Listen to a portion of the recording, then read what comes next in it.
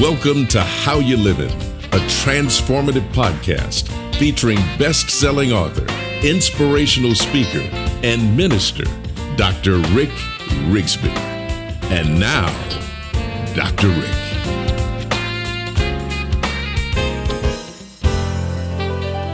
Hello, friends. Thanks so much for listening. I want to spend a few episodes discussing how to drive change in your life in a positive way. Whether you're setting goals or continuing professional development or desiring to make a few adjustments to your life, change is the prerequisite for growth. If we're not changing, we're not growing. When we don't grow, we invite stagnation, entropy, you might say.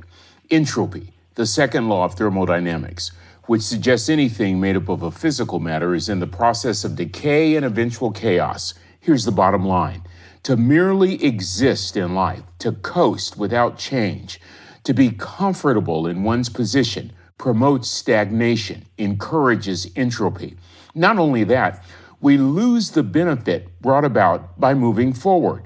A few years ago, Harvard Business Review completed a study of rank-and-file employee groups. Harvard asked this simple question: what generates the greatest degree of employee satisfaction? The answer may surprise you. It was not more pay or bonuses or time off work. Rather, it was when employees sensed forward momentum was taking place. Making positive changes, moving forward, decreases entropy, increases our level of overall satisfaction. You know, in talking with people from every strand of life, my profound sense is many who are stuck truly want to move forward. But wanting to move forward and actually moving forward are two separate issues. So the question becomes how?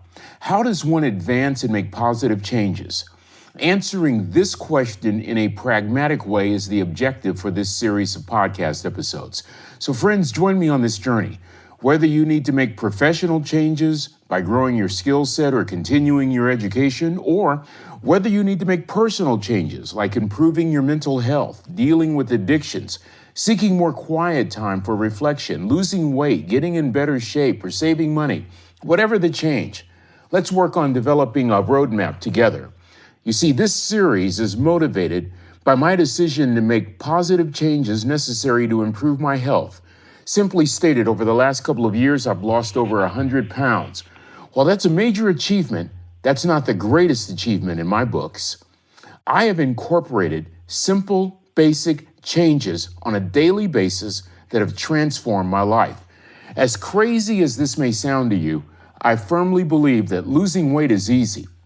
Committing daily to the continual process of transformation, that's the challenge. Committing to the continued process of transformation. It's called positive forward momentum. Aristotle once said this: "You are what you repeatedly do. Therefore, excellence ought to be a habit, not an act." For years, my habit was to start strong, then fizzle out. I would stop and start. In fact, I stopped and started so many times I became frustrated. I had no plan for sustained change, no roadmap, no vision, just a desire. And I needed more than desire. Scripture states, without a vision, the people perish. And I certainly had no vision. And I was perishing, not just physically, but emotionally and mentally as well. In fact, I had even read James Clear's outstanding book, Atomic Habits, how small changes can produce massive results in one's life. I studied James Clear's lessons. As he was recovering from a massive head injury, he wrote these lessons that helped him to transform his life. Clear retrained himself by intentionally implementing basic habits to accomplish the smallest of tasks. His central argument was this: small habits exercised daily can have huge results. And I practiced those huge results. The problem was I would stop and start. Why? I had no game plan because I had no vision. And so I want you to use this series as a primer to help you develop your vision, to help you develop a game plan, starting with some first steps, if you will. I want to offer a philosophical base on which to build very practical steps that we can implement every day that will encourage positive change, that will encourage forward momentum in our lives. This is a common sense approach to making positive changes. From a philosophical perspective, my message is simple. My wisdom is biblically based. It was taught to me by my parents, reinforced by my father, the wisest man I've ever met in my life, that third grade dropout. My dad taught me that any kind of reasonable change for the better begins with the person in the mirror assuming responsibility. There it is right there. Any kind of reasonable change for the better begins with the person in the mirror. My father drilled this saying into my head: son, don't expect other people to do for you what you can do for yourself. In other words, assume responsibility. Look at the person in the mirror. That's where the change begins. Therefore, part one of this series is titled Responsibility. Friends, change will not occur unless we assume responsibility. Responsibility, simply defined, being accountable, then assuming control. Being accountable and assuming control. The problem for me was I wanted change, but I didn't want to pay the price. So step one, responsibility, requires paying the price. What is the price? Changing our mindset.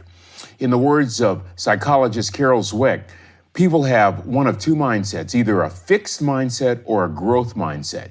We need the growth mindset because our flaw is that we try to make all these external changes without making any internal commitment. Without a growth mindset, our goal becomes nothing more than a dream or a wish. So let's focus on how assuming responsibility drives positive change. The first element that drives change, responsibility. When we assume responsibility for our actions and our behaviors, our responses and our words, we are forcing accountability into our lives.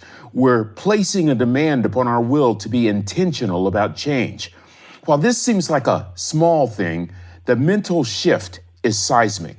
You remember the outstanding book by Admiral William McRaven titled Make Your Bed? It was a simple book with a very profound message. When the Admiral was training to be a Navy SEAL, he discovered the power of accomplishing one simple task in the morning and how the completion of accomplishing that task placed a demand upon his discipline to accomplish more tasks.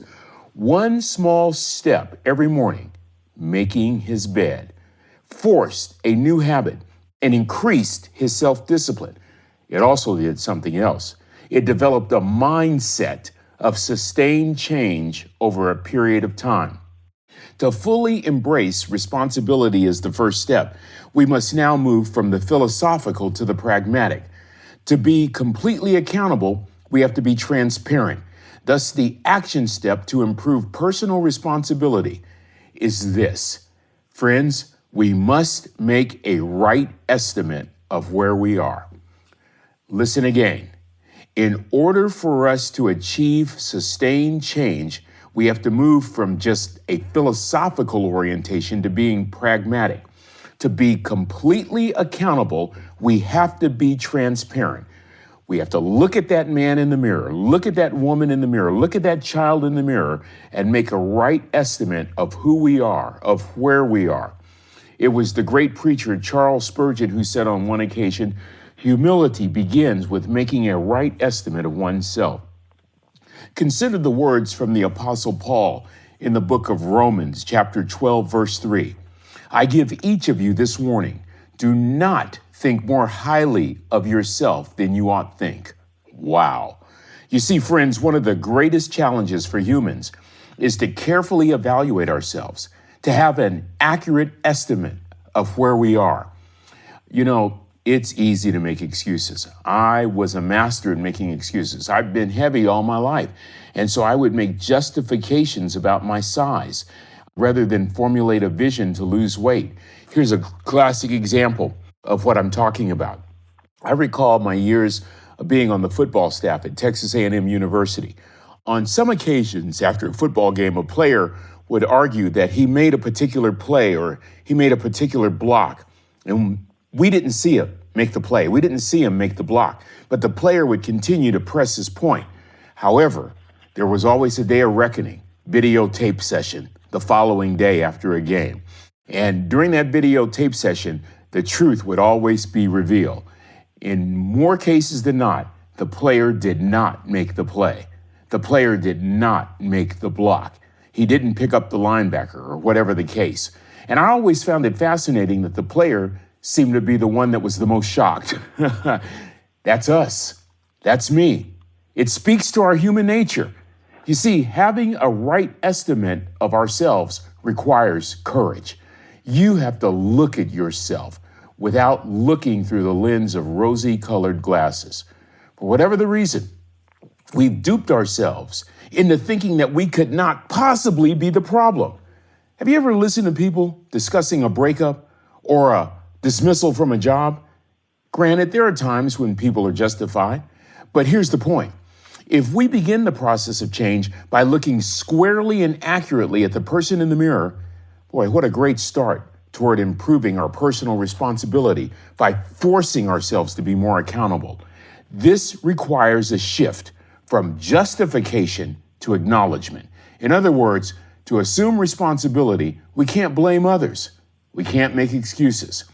Oh boy, this is where that great book comes in handy. Extreme Ownership, How the Navy SEALs Lead and Win by Jocko Willink and Leif Babbitt. Simply stated, these Navy SEALs said that in Navy SEAL life, if it's all about you, somebody dies. So how do you make sure it's not all about you? You don't blame others and you don't make excuses. I'm talking about growing our responsibility. I'm talking about making an impact. So, to summarize, assuming greater responsibility for our actions and words requires a right estimate of ourselves. If this step is missed, we cannot achieve accountability.